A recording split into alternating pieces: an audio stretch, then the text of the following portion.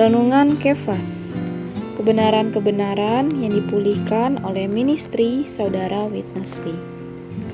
Kolose pasal 1 ayat 25 berkata, "Aku telah menjadi pelayan jemaat itu sesuai dengan tugas yang dipercayakan Allah kepadaku untuk meneruskan firman-Nya dengan sepenuhnya kepada kamu."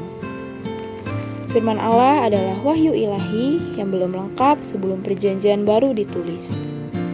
Dalam perjanjian baru, para rasul, khususnya Rasul Paulus, melengkapi firman Allah dalam hal misteri Allah yang adalah Kristus dan misteri Kristus yang adalah gereja untuk memberikan kita satu wahyu lengkap atas ekonomi Allah.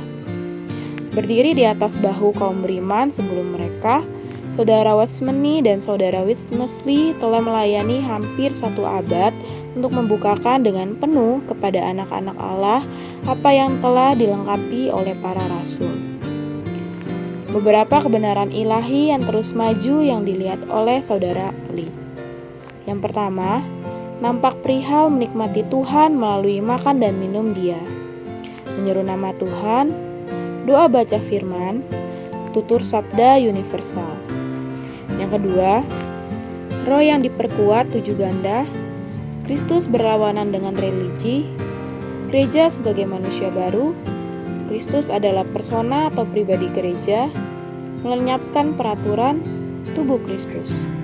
Yang ketiga, Trinitas ilahi, Allah Tritunggal yang telah melalui proses dan rampung, penyaluran Allah Tritunggal, ekonomi perjanjian baru Allah, Yerusalem baru, totalitas dari wahyu ilahi dan sasaran akhir ekonomi Allah, jalan yang ditetapkan Allah untuk bersidang dan melayani dalam perjanjian baru, imamat Injil perjanjian baru, melahirkan, merawat, mendidik, membangun kelompok vital.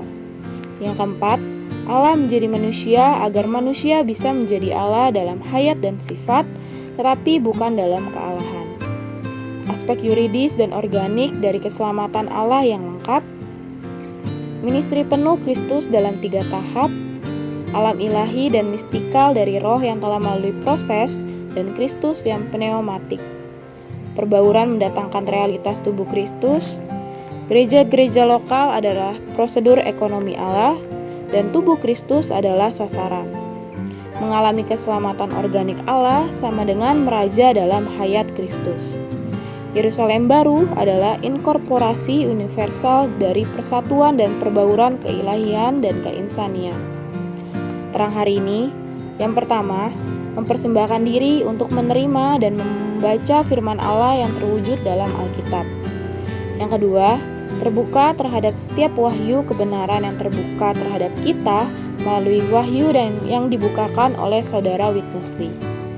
Doa hari ini, berdoa agar hari demi hari kita terus melihat wahyu yang terus dibukakan oleh Tuhan pada hari ini.